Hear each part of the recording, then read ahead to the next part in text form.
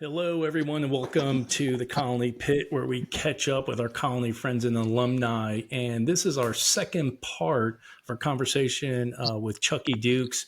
And for those with a quick recap, Chucky just went through, telling us about his childhood in Loishakill, going to CBA, and then making it over to Colony.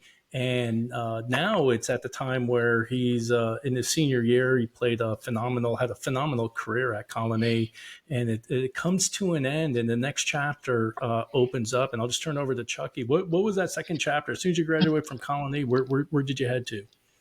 Well, I went ahead to Dean Junior College. At the time, I was recruited by a lot of big schools. Academically, I wasn't strong.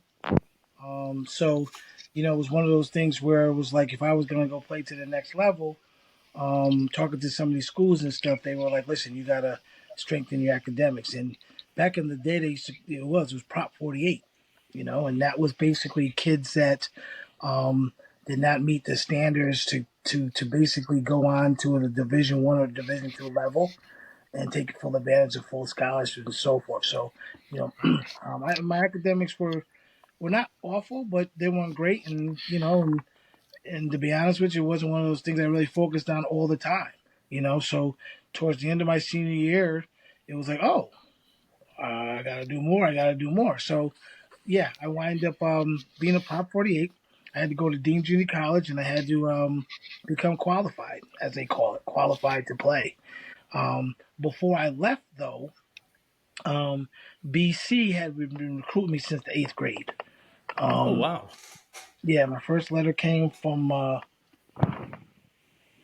Boston College in the eighth grade, and they've been following me in this, that, and the third, and they basically were like, "We still want you," and it was kind of dicey for a little while because my senior year, my freshman year going into Dean, was a whole new coach at BC, Jack Bignell. And then my next year at Dean, they had Coach Coughlin, which was the head coach of the Giants for years. People may recognize that name. And the way the story went was, they go through and they check and see who's on the recruiting list, da da da da. They still wanted me. You know what I Mm-hmm. mean? So they came to my school, they still talked to me, and they're like, listen, we still want you. Come out to be at that time, I'm sure there's more now. I was the first junior college transfer to go to BC Wow. as a football player. Like Oh, wow. Because the academics probably yeah, yeah. they didn't like to do the JUCO thing at that time. No, not at that time. Yeah, Like it's yeah. basic. You're one step away from Ivy League, right? So they don't. Yeah, they're not messing with Yeah, that. yeah.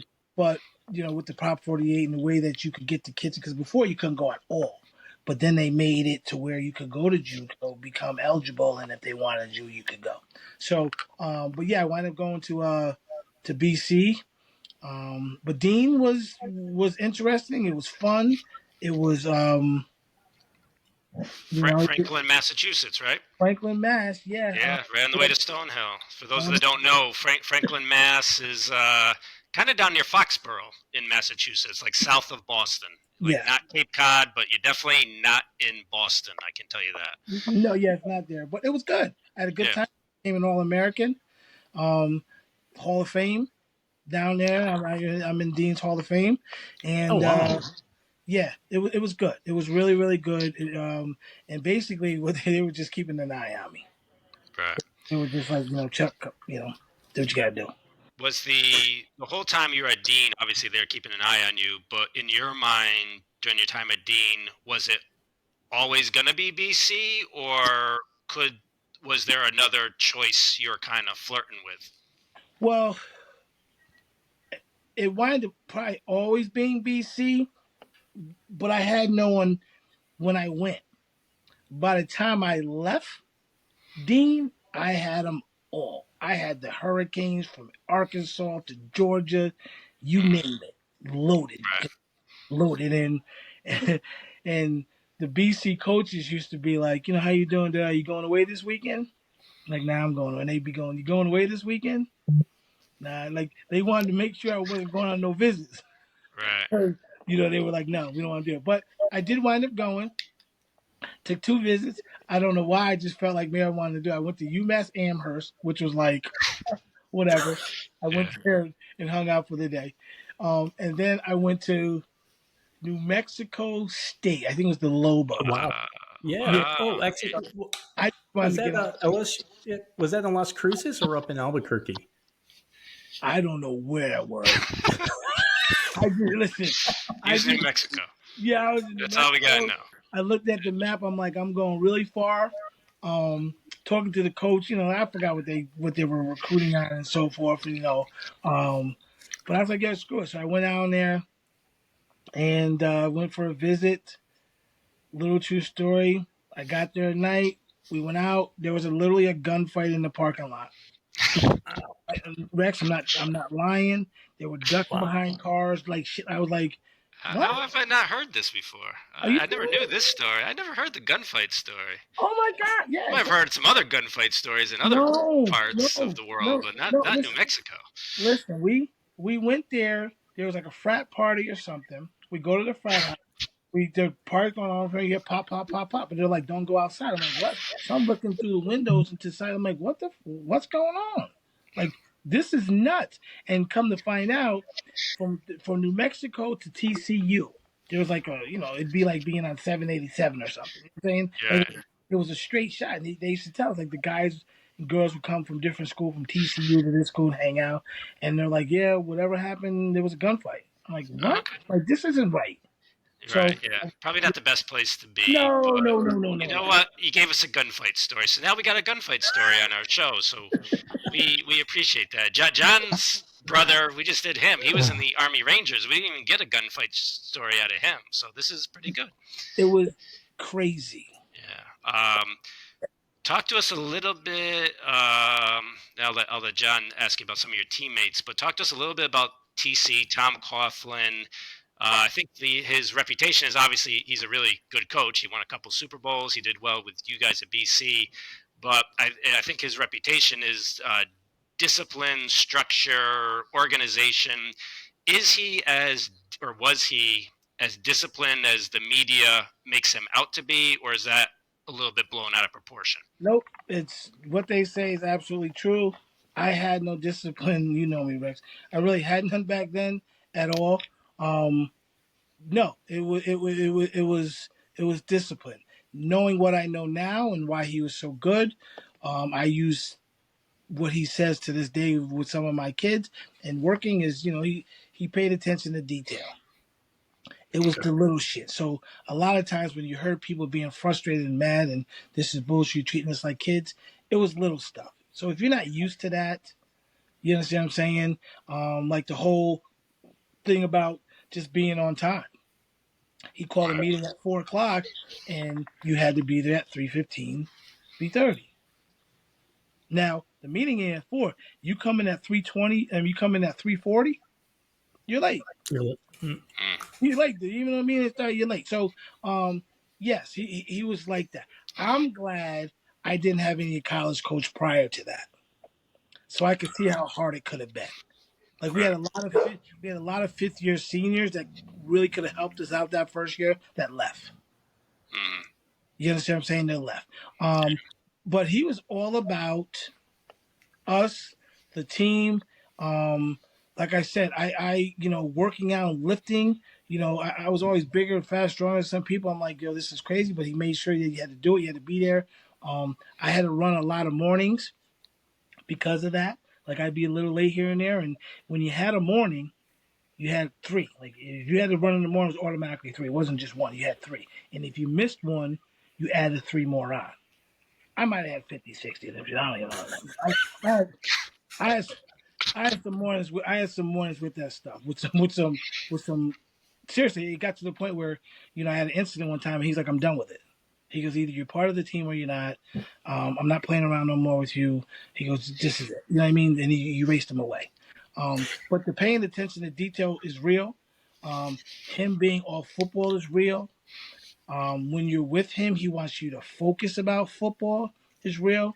Um, and I'll give you, I can also kind of sum it up in this way how TC was when it comes to paying attention to details and what it is. So we before the games, we either stayed in the hotel. Well, we did. We stayed in the hotel regardless, home or away. And then in the banquet room, you had the whole team there. And usually, well, in our particular case, they had a banquet table. And around the table, you could probably fit 8 people. You know what I mean? Sometimes 10 at a banquet table. Yeah, eight. We'll just say 8 people.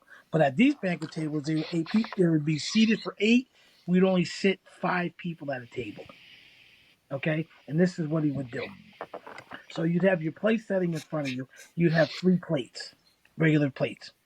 On top of the 3 plates, you'd have 3 like saucer plates. You'd have 4 cups in front of you. You'd have 4 forks, 4 knives, 4 spoons, and like 3 napkins. That would be your setting. And for a long time, I'd be like, why do we have so much in? Like knowing what's going on. And come to find out, he would do that because he did not want you to worry about nothing. So yeah, so if your fork hit the ground, pick the damn up, put it in the middle of the table, keep eating. All that efficiency then. Yeah, if you had a plate, it was dirty, put that on and get the next one. Or you ate out, yeah. He had a backup plan then, basically. Yeah. He just wanted you to think about the game. And I'm going, he thought of everything. And Wow. That right there was like kind of like, you want to know TC back then? That's what he's leaving no stones unturned. Details, he's not playing around. Yeah. Go ahead, John. And Chuck, I was going to ask you a question. When I left Colony, I went to Wagner, and when I got there, I realized football was no longer a game of fun, but is now a business. And when I went down there, I actually tore the ligaments in my right ankle, and I came in there on an air cast. And that was the first time I ever got yelled at. Like, they called me every name in the book, and they said, "We are giving you money to represent our college, and you went and got hurt." And I was just like, wow. Like, this is like no longer just, hey, like Colony, you show up, like you said, this is business. And when you went to the team meetings, you better be paying attention. You better have a sharp pencil or a pen with you. And then after that, like you're saying, it just goes there. I mean, when you went to BC, did you notice like that, like right away, that like these guys are not joking around? Like, this is business. Like, these guys are here to win the national championship day one. Mine happened the same way as yours. I got there probably like almost 3 weeks into it. Something happened. I don't know if it was a burst of sac. It was on the side of my leg, and it looked like it was like a little patch of like a swollen area. You touched it, was very tender. But to make a long story short, I couldn't practice. They wrap it up. So I come in the morning because if you were on the training table, you had to be there at 5:00. You couldn't get there until 7. You had to be there early for training table. And I'd be in there, and this lasts like 3 or 4 days. So one day he walks by, and I'm sitting there with my feet in, and he's not looking at me. He's kind of looking straight ahead, but I can actually hear what he's saying. And he's going, "Chuck Dukes, the myth, the legend. Don't know what happened to him, Chuck." And he said like a couple times.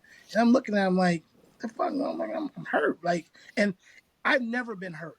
Like, that was like the first time to where like literally you're on the field, practice goes the whole day, and you do nothing. You know what I mean? And I was like, okay, what's going on? In the meantime, when you would go to the meetings and when they would call you out or practice and stuff like that, they clearly would tell you where you're at. You're starting, you're not starting, you're number 2, you're number 3. And right then and there, I'm just like, okay, you got to compete, which I never had a problem competing. Like I said, at this time, I was oblivious to everything. It wasn't like these guys knew college ball, who we were playing. Like, I don't know who the fuck Michigan was. I don't know who Miami was. Like, I didn't follow college ball. I had none of that clue. The way, and I probably said this to you, Rex, is the way I'm talking to you now, this was my demeanor on game day before and after. I'm like, okay, whatever. Guys come in and they're punching the locker. And what you mad about? like I'm like, you ain't mad that we lost? I'm like, we lost. We'll play next week. Like, what the fuck? But, I get it because the investment in which people had put in at that time, that's probably why they were feeling the way that you feel. I was blessed enough to where, like, literally, by the middle of my senior year is when I kind of worked. That's when I knew, like, okay, the pros are calling, excellent. What do we got to do? Got to work. Like, really? Got to work? Yeah, we got to lift extra. You got to do 2 days instead of 1. So, yeah. It's oof. It, it, there was a big change, huge change, and quiet is kept with the business that I do now. I try to talk to some of my young athletes, guys and girls, and hopefully give them a little bit of that experience to where when they do move on and they play at the collegiate level, they understand that. It's like you said, it's a business. And that conversation needs to be had way more than it does. Right. And Chuck, that's something that my brother brought up was back when he was in. There's no social media, so you couldn't call up people nowadays. And like now, you see college recruiting where these athletes. I'm just picking Alabama. Like they're calling other kids around the country saying, "Come to Alabama, we can do this together." And my brother's like, "If you want to go talk to someone in Maryland, you have to drive to Maryland and Yeah. go find this dude to do it." But what you're doing there, I mean, for the parents that are listening to this, or you have kids, if you really want to be competitive at that collegiate level, you need to talk to a pro athlete or an athlete that actually has experience there.